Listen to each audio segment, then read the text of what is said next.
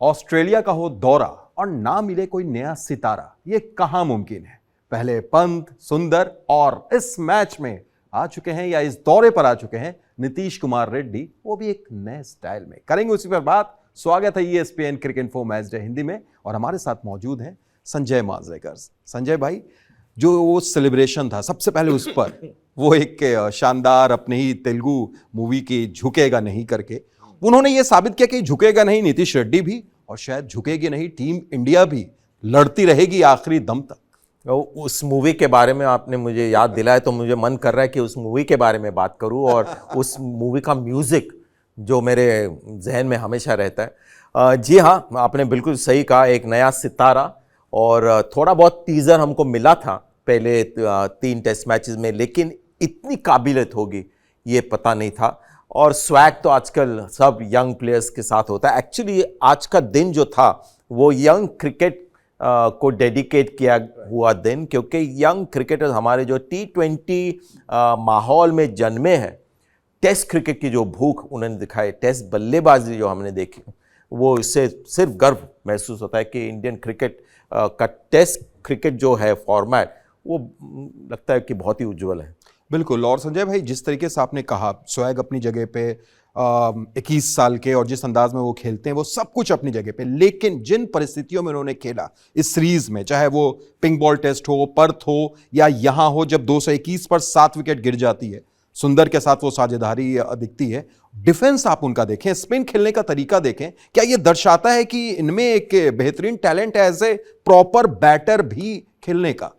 देखिए, पहले जो मैचेस हमने देखे तो उसमें क्या पता चल गया कि इनका टेम्परामेंट अच्छा है, नर्वस नहीं होते, एंजॉय कर रहे थे प्रेशर, शॉट्स अच्छे मारते हैं, टेक्निक भी ठीक ठाक है। और हर मैच में उन्होंने रन बनाया, ऐसे नहीं कि पहले मैच में और फिर अब, तो हर मैच में जाके अपना एक सोल्यूशन ढूंढ रहे थे। हर मैच में माहौल और परिस्थितियाँ अलग थी, कंडीशंस अलग थे। इस मैच में हमने जो देखा उनकी बैटिंग की गहराई, और ये हमको पहले कभी देखने को नहीं मिला था या कोई वार्निंग नहीं थी। फर्स्ट क्लास एवरेज है 22 का, लेकिन इस इनिंग्स में उन्होंने बॉल छोड़े हैं लगातार, बैकफुट पे डिफेंड किए हैं क्लोज टू द बॉडी, जब गेंद आगे होती तो बिल्कुल फुटवर्क उनका सटीक, जो चाहते हैं कोच कॉपी बुक के लेंथ के हिसाब से फुटवर्क हो वो करते हैं, स्पिन को अच्छा खेलते हैं, बड़ा गेम तो उनके पास है ही। तो इस इनिंग्स से हम सबको सीख मिली है कि कोई भी टैलेंट जब आता है फर्स्ट क्लास क्रिकेट से, तो फर्स्ट क्लास जो नंबर्स है हमेशा सच्चाई नहीं बताते। बिल्कुल, फर्स्ट क्लास नंबर्स अगर इनकी बात करें तो जैसा संजय भाई ने कहा 21-22 की एवरेज थी, और सैम कॉन्स्टास का भी स्ट्राइक रेट देखें तो 50-55 दिखाता था फर्स्ट क्लास में। हालांकि मैचेस कम खेले, लेकिन हमने ये सब कुछ देखा कि किस तरीके से बदला है। लेकिन संजय सर, अगर यहाँ पर हम वाशिंगटन सुंदर की बात करें तो बहुत सुंदर पारी, एक शानदार श्रेय उनको भी जाता है जो 127 रन की साझेदारी हुई, जिस अंदाज में उन्होंने खेला। 150 गेंदों का सामना करते हैं एक नए खिलाड़ी, T20 युग के खिलाड़ी, सिर्फ 50 रन और 1 चौका लगाते हैं। उस पार्टनरशिप की सबसे जो खूबसूरत बात यह थी कि 2 युवा खिलाड़ी, 2 T20 के माहौल में जन्मे हुए खिलाड़ी, लेकिन अप्रोच तो टेस्ट क्रिकेट वाला था, तकनीक भी टेस्ट क्रिकेट वाली, पुराने ज़माने वाली। तो जो पुराने हमारे जो टेस्ट प्लेयर्स थे वो देख के इतने खुश होंगे, क्योंकि ये बहुत लेट बॉल को खेल रहे थे, बैकफुट पे ज़्यादा खेल रहे थे। ऑस्ट्रेलिया में ये पहले माना जाता था कि एक लॉ था बैटिंग का कि ऑस्ट्रेलिया जाओगे तो बैकफुट प्लेयर बनो और बैकफुट पे खेलोगे तो सक्सेस मिलेगा। तो वो उन्होंने करके दिखाया। और सबसे बड़ी बात, जो उन्होंने धैर्य दिखाया और जो लगातार डिफेंसिव बैटिंग करते रहे, जो ब्रेक आया उसके बाद और भी डट कर खेले। 116 ओवर्स बॉलिंग करने पे मजबूर किया ऑस्ट्रेलिया को, और कहीं ना कहीं वो जो थकान है वो भारत के पक्ष में आएगी जब फाइनल इनिंग्स इस मैच का आएगा। बेशक। तो एक तरफ सुंदर, एक तरफ रेड्डी ने जिस अंदाज में बल्लेबाजी की, दूसरी तरफ संजय भाई ऋषभ पंत, एक हीरो जो हम लगातार उनको देखते हैं इस सीरीज में, जिस अंदाज में वो खेल रहे हैं। आज जैसे वो आउट हुए, कई एक्सपर्ट के निशाने पर भी रहे, उनके बारे में कुछ चीज़ें भी सुनने को मिली, लेकिन आप कैसे देख रहे हैं, ये क्या चल रहा है? क्या क्या उनकी ये बल्लेबाजी की वजह से वो बड़ी पारी नहीं आ रही है, वो शॉट जो चयन है वो कहीं चूक रहे हैं वो? मैं समझता हूँ शॉट सिलेक्शन तो इनका अजीब ही रहा है, जो हम समझ नहीं पाएंगे। ऋषभ पंत को जज करना है उनके सक्सेस वर्सेस फेलियर्स, कि कितना फेल होते हैं और कितना सक्सीड होते हैं। अच्छी तरह से आउट होते या बुरी तरह से आउट होते शायद इनको लागू नहीं होता। मेरा सिर्फ थोड़ा सा जो मैं चिंतित हूँ कि इस सीरीज में फेलियर्स ज़्यादा है, सक्सेस कम, तो कहीं ना कहीं उस पर फोकस करना होगा। अभी तक थोड़ा डिफेंस पे आउट हो रहे थे, आज जो शॉट उन्होंने मारा वो मिस एग्जीक्यूट हुआ था और एक उनका फेस था स्टार्ट ऑफ हिज करियर कि ऐसे ही बड़े बड़े शॉट्स खेलने जाते थे लेकिन मिस हिट काफ़ी हो रहे थे और आउट भी हो रहे थे। लेकिन फिर ऋषभ पंत बन गए ऋषभ पंत।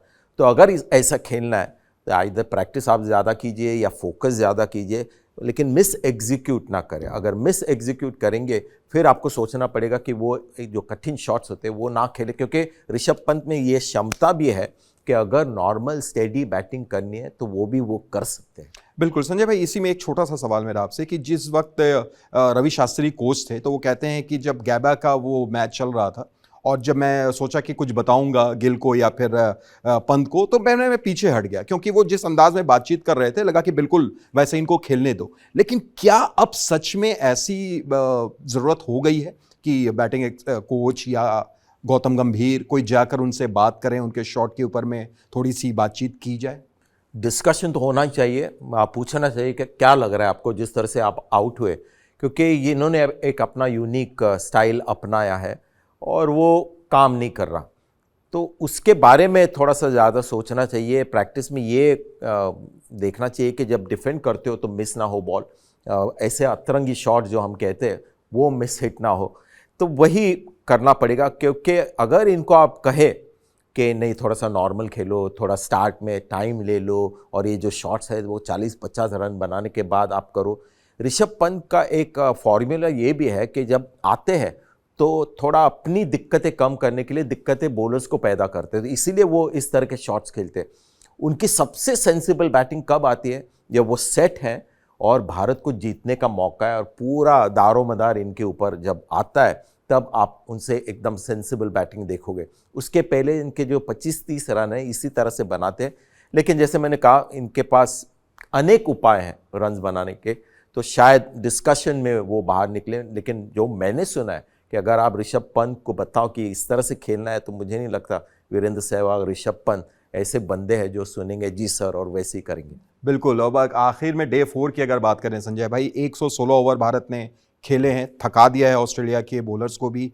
116 रन पीछे भी हैं, अभी 1 विकेट बाकी है। अगर हम ये मान के चले कि 100 की डेफिसिट यानी 100 की बढ़त तक ऑस्ट्रेलिया लेता है, तो क्या अभी भी तीनों रिजल्ट इस मैच में ओपन है अगर भारत अच्छी गेंदबाजी करते हुए ऑस्ट्रेलिया को जल्दी आउट करे?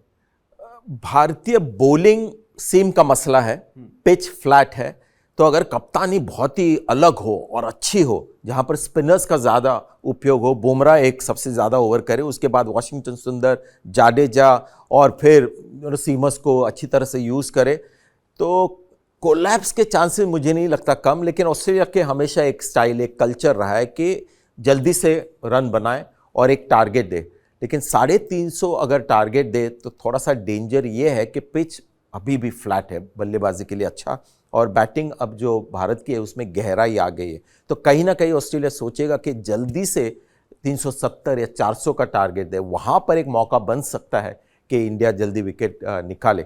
मैं तो सिर्फ ये देखता हूँ कि इंडिया चेस करके ये मैच जीत सकता है, लेकिन लक्ष्य छोटा नहीं होगा क्योंकि कोलैप्स ज़रा मुश्किल लग रहा है, या फिर ड्रॉ तो हमेशा एक ऑप्शन रहेगा क्योंकि पिच उस तरह का है जहाँ पर आप ड्रॉ के लिए खेल सकते हो। बेशक, तो एक मजेदार मुकाबले का अंत हो सकता है, तैयार रहिए आप। शुक्रिया संजय सर जुड़ने के लिए, तमाम बातचीत के लिए। आप देख रहे थे ESPN cricket info match day Hindi.